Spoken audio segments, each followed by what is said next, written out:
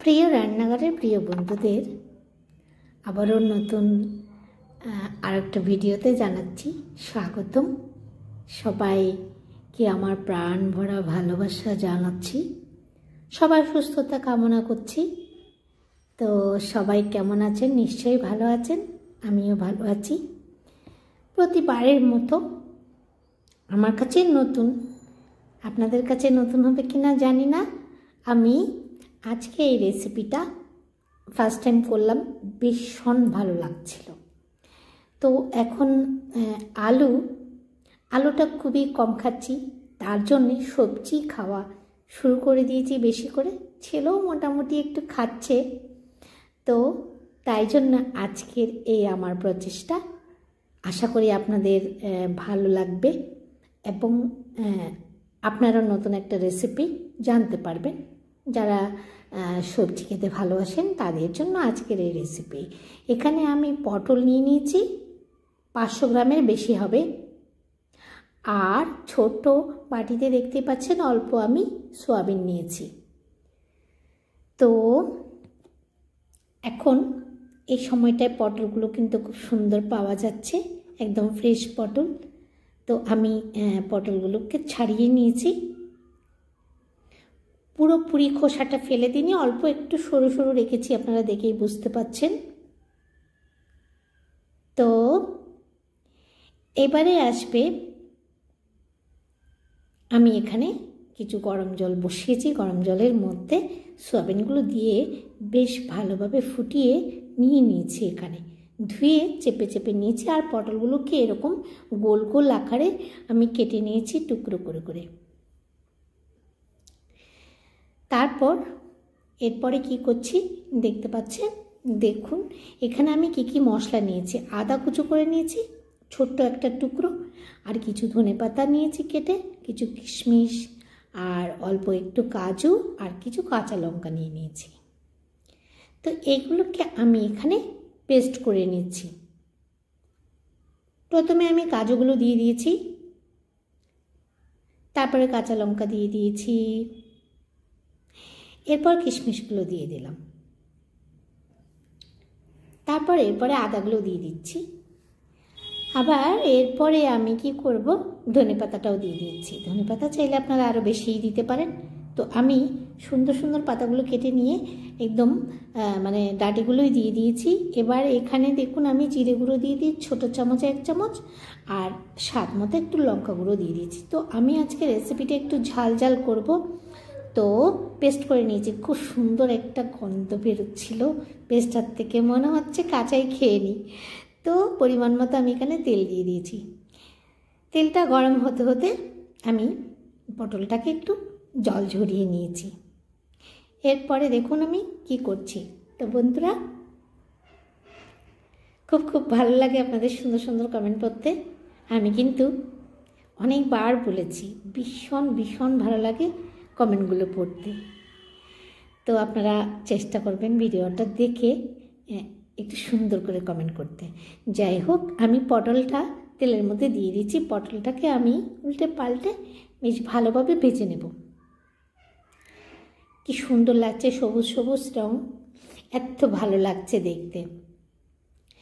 তারপর আমি কিছুক্ষণ একটু উল্টে পাল্টে পটলগুলোকে ভেজে নেব। তো বন্ধুরা, যদি আজকে আমার চ্যানেলে যদি নতুন হয়ে থাকেন, আমার এই ভিডিওটা দেখছেন, যদি আমার চ্যানেলটা সাবস্ক্রাইব করে না থাকে, আমার চ্যানেলটিকে সাবস্ক্রাইব করে কিন্তু বেল আইকনটা অবশ্যই প্রেস করে রাখবেন, এটা আমার অনুরোধ রইল। তো পটলটা খুব বেশি কড়া করে ভাজিনি, তুলে নিয়েছি।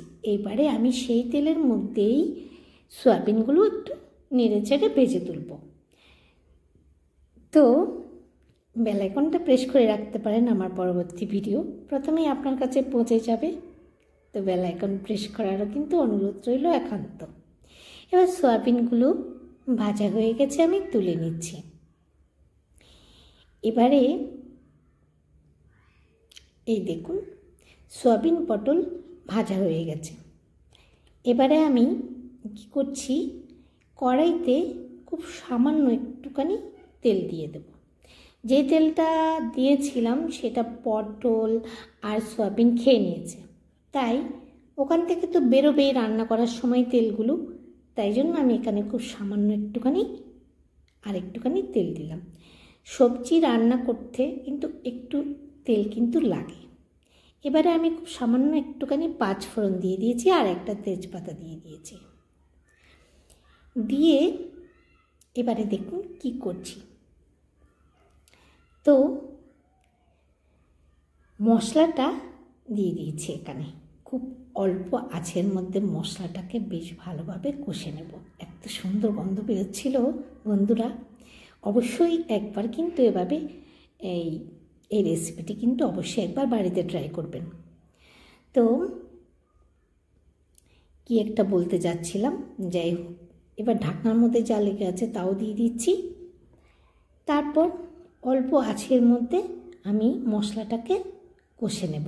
যেহেতু তেল একটু কম দিয়েছি, একটু লাগতে চাইবে বা একটু লেগেও গিয়েছিল কিন্তু পুড়ে যায়নি। যাই হোক, অল্প আঁচের মধ্যেও লেগে গিয়েছিল। এবারে আমি বাটিটা ধুয়ে বেশ কিছু জল দিয়ে দিলাম। জল দেওয়ার পরে এটা আরও একটুখানি ফুটে উঠতে দেব। তো বন্ধুরা, যেটা বলছিলাম একবার হলে ট্রাই করবেন, কিন্তু ভীষণ সুন্দর। এটা রুটি, ভাত, পরোটা সব কিছু দিয়ে যাবে। এমনকি পোলাও রান্না করলে পোলাও দিয়েও কিন্তু ভীষণ ভালো লাগবে এই রেসিপিটি। এবারে আমি খুব সামান্য একটুখানি হলুদ দিয়ে দিলাম আর স্বাদ মতো নুন দিয়ে দিলাম। এবারে আরও কিছুক্ষণ একটুখানি নেড়ে চেড়ে নিচ্ছি। বেশ ভালোভাবে ফুটে উঠেছে, মশলার গন্ধটাই কিন্তু চেঞ্জ হয়ে গেছে, মানে গন্ধটা আরও একটু সুন্দর হয়ে গেছে। তো রঙটা ভীষণ সুন্দর লাগছে হলুদ দেওয়াতে আরও। এবারে আমি এই সয়াবিন আর পটল দিয়ে দিলাম। দিয়ে আমি কিন্তু বেশ কিছুক্ষণ কষে নেব বেশ ভালোভাবে।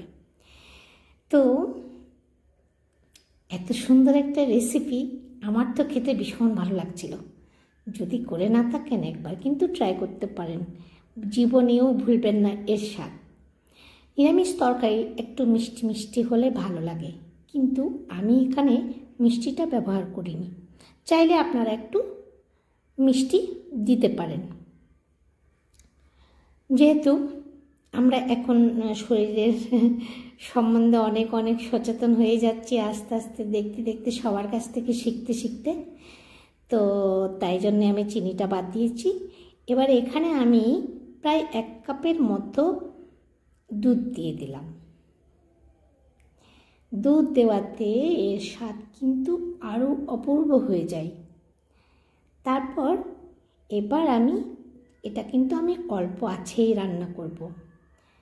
দেখুন রঙটা আরও কি সুন্দর হয়ে গেছে বেশ কিছুক্ষণ কষানোর পরে। এবারে আমি দিচ্ছি একটু গরম মশলা। রেসিপিটি প্রায় রান্না হয়ে গেছে, আমি কিন্তু এখানে আর জল ব্যবহার করিনি।